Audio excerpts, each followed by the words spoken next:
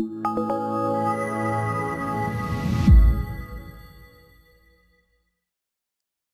this video, we're going to discuss solutions and their concentrations.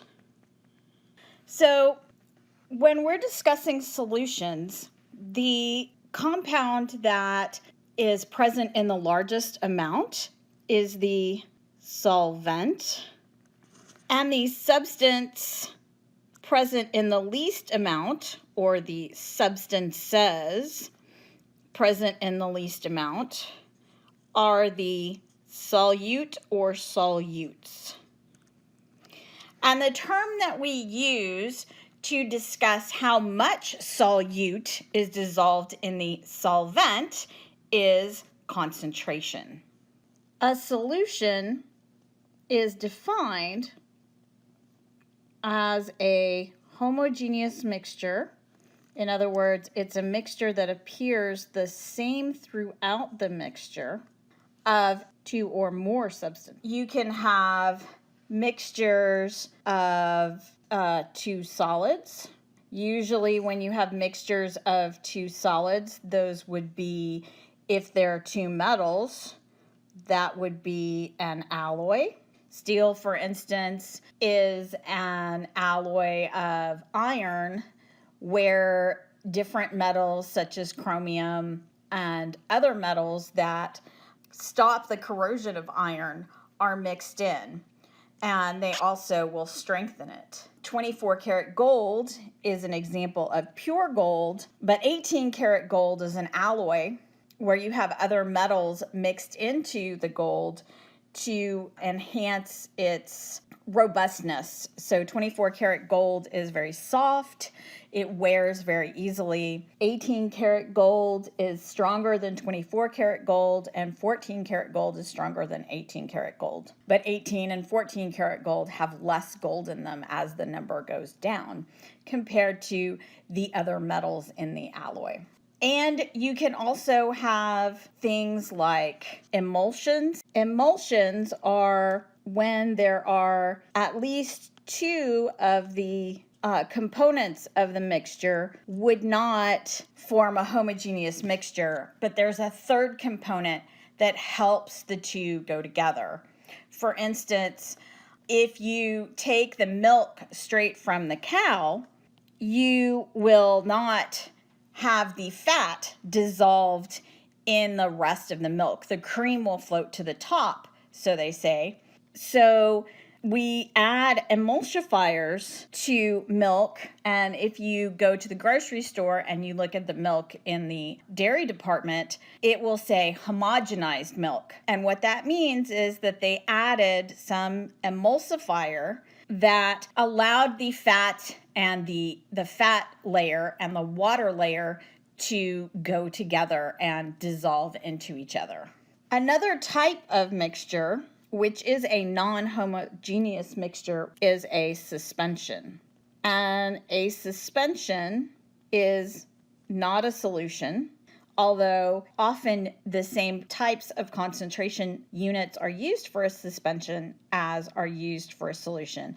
A suspension has larger particles, larger solute particles that can settle out over time. And many infant or children's antibiotics actually are made up in suspensions. And so it says to make absolutely sure that you shake the bottle before you measure out your dosage of the medication, and that's because otherwise the solute particles will settle to the bottom of the container, and if you take the liquid off the top, you're not actually getting the correct dose of the antibiotic because the earlier doses will be too low and the ending doses will be too high because all of the medication is still at the bottom of the container. And so if you see that on some type of liquid preparation, even though it may have a concentration that's still in milligrams per 100 mils, it may be a suspension instead of a solution. And the difference is that in a solution, the particles never settle out. They're small enough that they are always mixed evenly into the solvent, whereas in a suspension, the particles are slightly larger and they will settle out over time. Concentration is discussed in several different ways. We can have concentration as weight per weight, and this is usually a percentage. We can discuss this as a weight per volume. We can discuss it as an weight per volume is usually done as parts per 100, or essentially a percentage. So we would usually discuss this as milligrams per milliliter.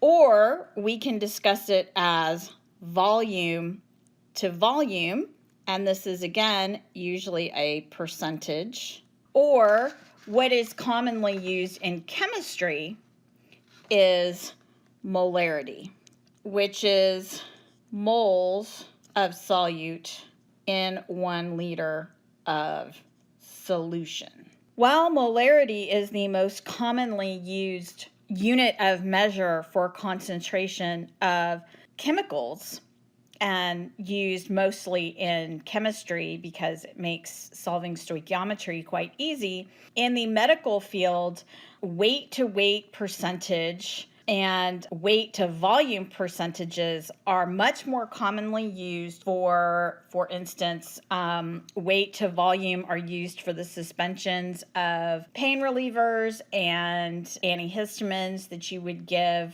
in infant style dosing or for pediatric dosing. A weight per weight percentage might be an IV solution or some other type of solution. But in general, I think most commonly the weight per volume or milligrams per milliliters, or you could say mgs per mil is another way that it's commonly referred to, is by far the most commonly used concentration value, and that's the one we'll discuss most here. So it's important to know that when we're doing a weight to volume concentration, that these are generally used in milligrams of solute to milliliters of solution. So these would be prepared in something where, and usually they're prepared in a volumetric flask,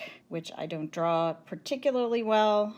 And this would have a line on it. And you would put the solid first into the flask, and then you would add your solute first, and then you would add your solvent to maybe not the entire way, and you would stir up the solution, and then you would raise the level to the bottom of the meniscus after all of your solid had dissolved. So it's not that you're taking, let's say, if you have a 10% sodium chloride or salt solution, you would not take 10 grams of sodium chloride and add 100 milliliters of water. You would put 10 grams of sodium chloride in and then add some water, dissolve the sodium chloride, and then dilute up until you hit your meniscus. But it would be the volume of both the sodium chloride and the liquid and the amount of solvent that you added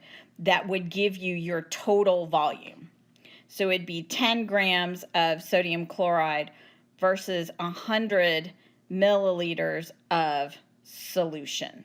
When we're discussing a percentage, so let's say that we have a concentration that is, say, 10% weight per weight, sodium chloride in water. That means that if we assume 100 grams of solution, 10 grams will be sodium chloride.